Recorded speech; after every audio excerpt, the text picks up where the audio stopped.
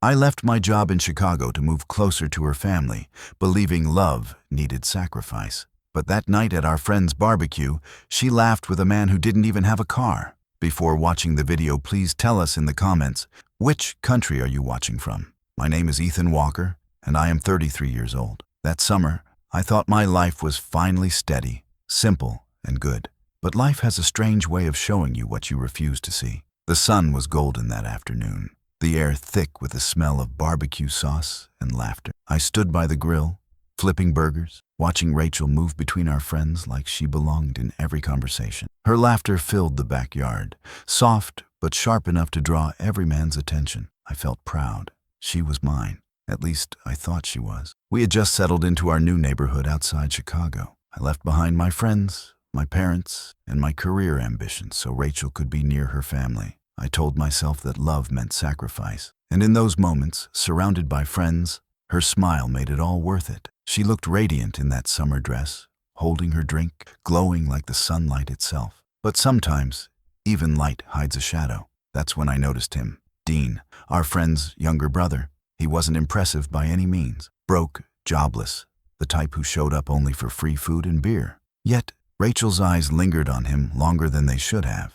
I brushed it off at first, convincing myself it was harmless friendliness. But deep down, something twisted in my stomach, a feeling I hadn't known before. As the night went on, her laughter changed. It wasn't the laughter she used when she talked to me. It was lighter, teasing, almost nervous. She leaned in closer to him, her hand brushing his arm when she joked. I caught her looking at him the way she once looked at me, like he was the only one in the room. My chest tightened. I tried to laugh, to pretend nothing was wrong, but every sound around me began to fade.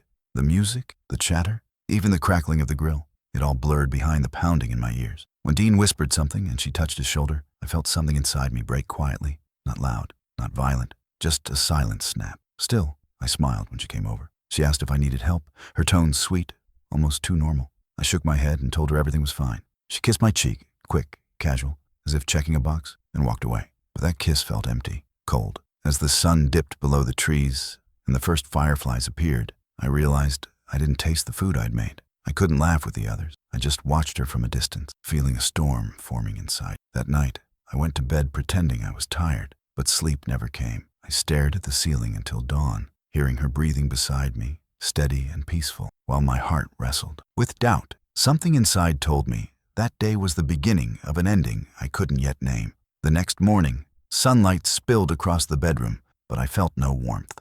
Rachel hummed softly as she brushed her hair, acting like everything was fine. She talked about errands, groceries, dinner plans, normal things. But my mind kept replaying that look from the barbecue, that tiny spark in her eyes that wasn't meant for me. I wanted to shake it off. Maybe I imagined it. Maybe I was just tired. But when you've known someone for years, you can tell when their attention shifts. Her tone when she spoke to me had softened into something polite, not loving. Her words were kind, but her eyes were somewhere else. A few days later, we went to a small get-together at another friend's house. Dean was there again. The moment we walked in, her face lit up. It wasn't subtle this time. Her smile widened. Her voice grew lighter. They talked, joked, and even exchanged inside jokes I didn't understand. My stomach twisted, but I kept my expression calm. Every time I looked her way, she wasn't looking back. Her focus was always on him. She leaned forward when he spoke, laughed before he finished his sentences, touched her hair in that nervous way she used to when we first started dating. I realized she wasn't even aware I was watching, or maybe she didn't care. I stood by the window, pretending to scroll through my phone, pretending to belong in that room. But my chest burned, jealousy mixed with humiliation, and I hated how powerless I felt. I wanted to confront her, but part of me feared the truth. What if I was right? What if she really was slipping away? Later that night, in the car, I mentioned how close she and Dean seemed. She froze for a second, then laughed it off. "Oh, come on, Ethan. Don't be insecure," she said. "He's just fun to talk to." Her words sounded casual, but her tone was defensive. She turned the radio up before I could reply. The conversation died there, but my doubts didn't. That night, I lay awake again, listening to her breathing beside me. My mind ran wild, building scenes I didn't want to imagine. Her phone buzzed once. She turned over quickly and silenced it. I didn't ask who it was. I didn't need to. My heart already knew.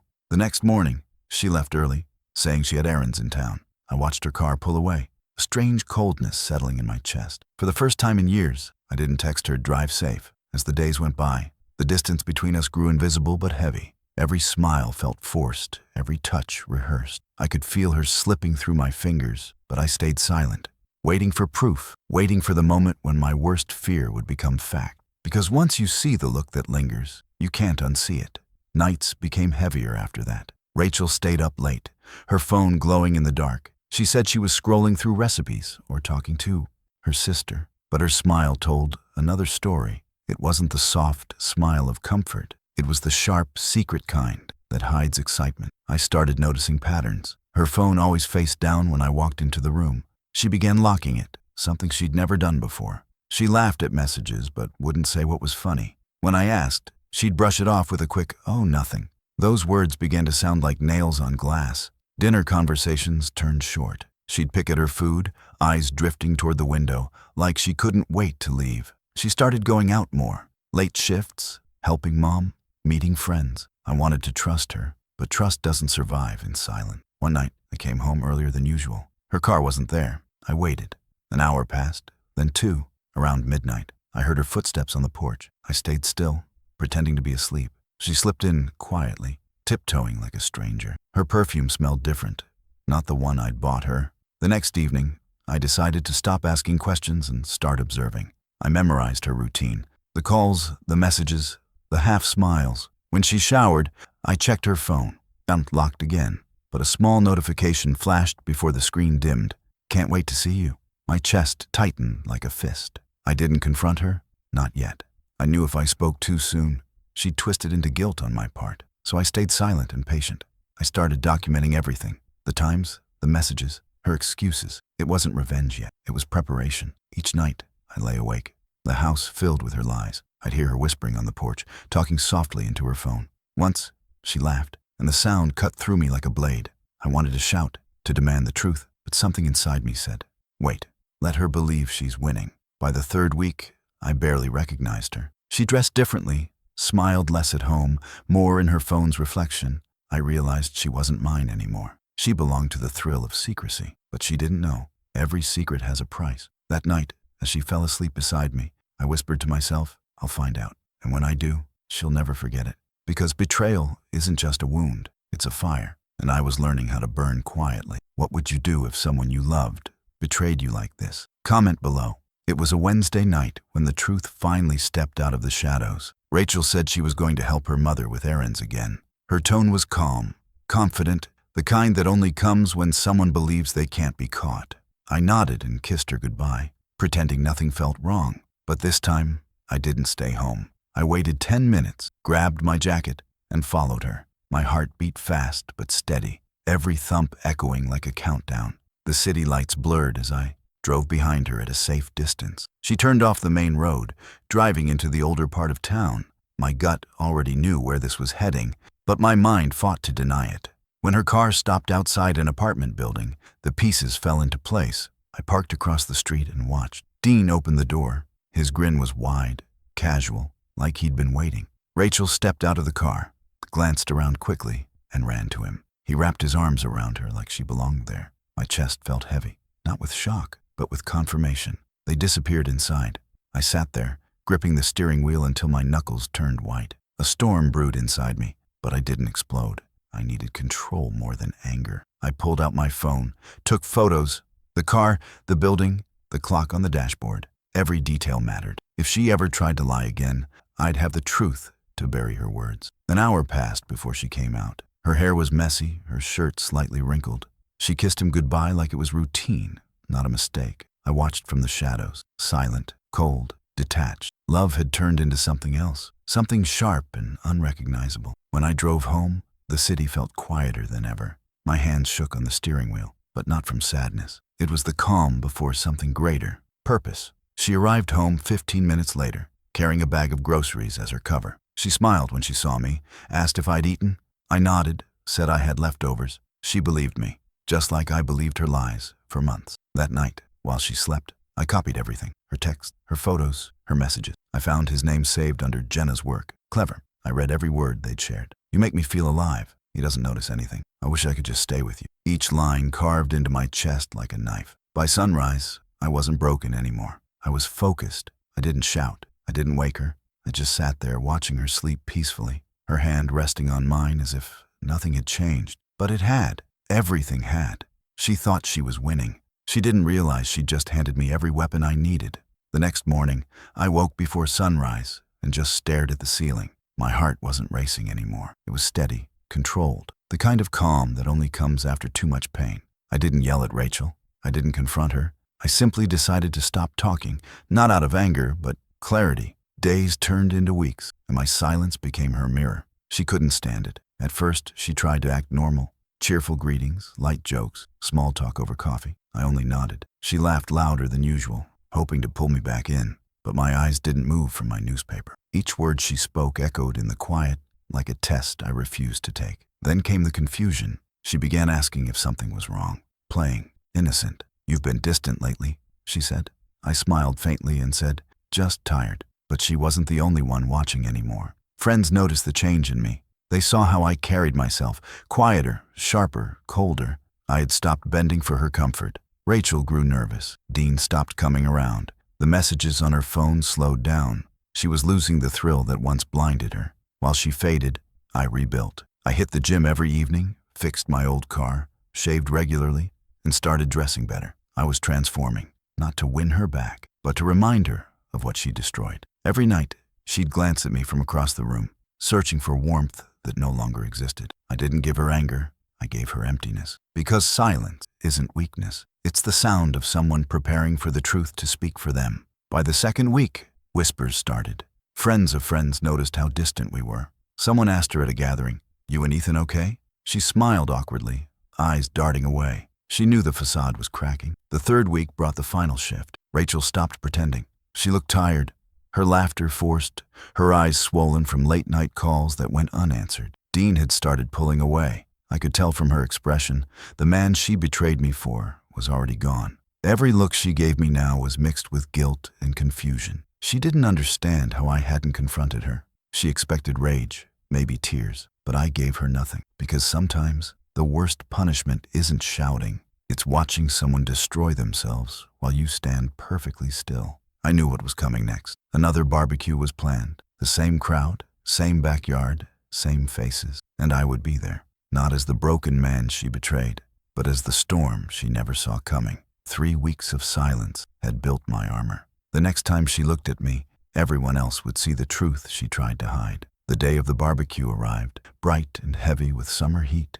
It was the same place, same friends, same smells of grilled ribs and beer. But this time, I wasn't the same man. I stood straighter, spoke slower, and carried a calm that unsettled even those who didn't know why. Rachel tried to match my tone, pretending everything was fine. She wore her favorite blue dress, the one I used to love. But the glow that once drew people in had dimmed. I could see her scanning the crowd for Dean. He was there, quieter than usual, keeping distance. The tension between them hung in the air like smoke. When our host handed me a drink, he smiled. "You look good, man. Haven't seen you this relaxed in months." I nodded, thanked him, and watched Rachel from across the yard. She laughed too loudly, her eyes darting to see if I noticed. I didn't. I talked to friends, joked with the kids, helped with the grill. For the first time in weeks, I actually smiled, not for her, but for me. As the evening went on, the group settled around the table. Conversations blended, jokes flew, and drinks kept coming. That's when one of our friends, drunk and careless,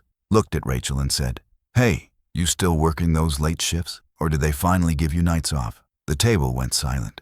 Rachel froze. Dean choked on his drink. Every eye turned toward them. I didn't say a word. I just leaned back, letting the silence do the work. Her face turned pale, and I saw her hands tremble as she faked a laugh. "Oh yeah, those shifts ended," she said quickly. But the damage was done. Everyone felt it. Something didn't add up. Dean tried to change the subject, but our host wasn't done. "Didn't you two run into each other downtown a while back?" he asked. I could almost hear Rachel's heart drop. I didn't have to expose her. The truth was unraveling on its own. I looked her in the eye then, calm, emotionless. She couldn't hold my gaze. That's when I stood, thanked everyone for the food, and walked away. No shouting, no scenes, just quiet exit. People exchanged looks. Rachel followed me to the car, whispering, "Ethan, please wait." I didn't stop. I opened the door, sat down, and said one thing. Now they know. The ride home was silent.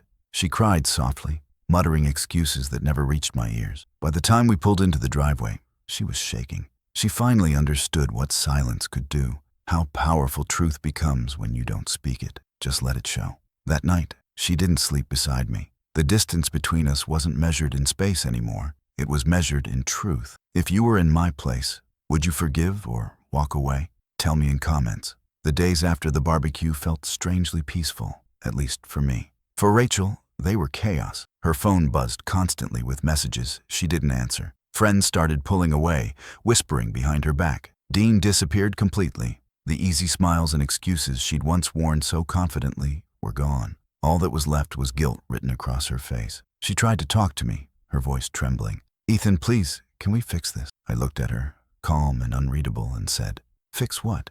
That broke her more than anger ever could. She wanted my rage because rage meant I still cared. But my silence told her what she feared most, that I didn't anymore. At work, people noticed a change in me. My boss complimented my focus. Friends said I looked stronger. I'd started running every morning, eating better, sleeping through the night.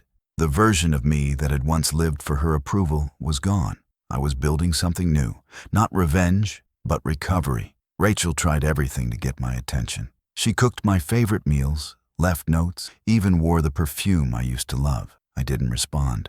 Every attempt she made only reminded me how temporary her affection had become. She didn't want me. She wanted the comfort of who I used to be. One evening, she broke down completely. She confessed through tears, the lies, the nights, the messages. She said it was a mistake, that she felt lost. Her words blurred together like noise I'd already heard in my mind 100 times. When she asked if I could forgive her, I stayed quiet for a long time. Then I said softly, "You didn't just cheat on me, Rachel. You cheated on who I was for you." She cried harder, begging me to say something else, but there was nothing left to say. The silence between us had become permanent. That night, she slept on the couch. I stayed in our bed, staring at the ceiling again, just like that first night weeks ago. But this time, I wasn't broken. I was free. The next morning, I watched her pack a few things and leave for her sister's house. No goodbye, no promises, just quiet footsteps fading down the hall. I didn't stop her. I didn't ask her to stay. Because sometimes, the greatest revenge isn't destruction.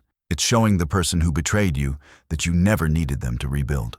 As the door closed behind her, I caught my reflection in the mirror. Calm, steady, unshaken. For the first time in months, I recognized the man looking back at me, and he didn't need her anymore. Months passed after Rachel left. The silence in the house no longer felt haunting. It felt peaceful. I filled the empty spaces with music, with workouts, with late-night drives under the city lights. Every part of my routine became a reminder that I had survived the storm without losing myself. People asked if I'd heard from her. I had. She called sometimes, left voicemails that began with apologies and ended in tears. I never called back. I didn't hate her anymore, but I couldn't forget.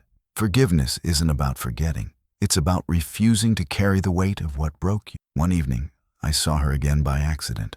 I was walking into a cafe when she came out. She looked smaller, quieter, like life had drained the fire she once used to burn me. Our eyes met for a moment. She smiled sadly and said, "You look happy." I nodded. "I am." That was the truth. She wanted to talk, maybe explain again, but I didn't let her. There was nothing left to save. Some endings don't need closure, they just need acceptance. I walked away before she could say another word, the weight of her gaze fading behind me like an echo from another life. At home that night, I sat on the porch and watched the sunset.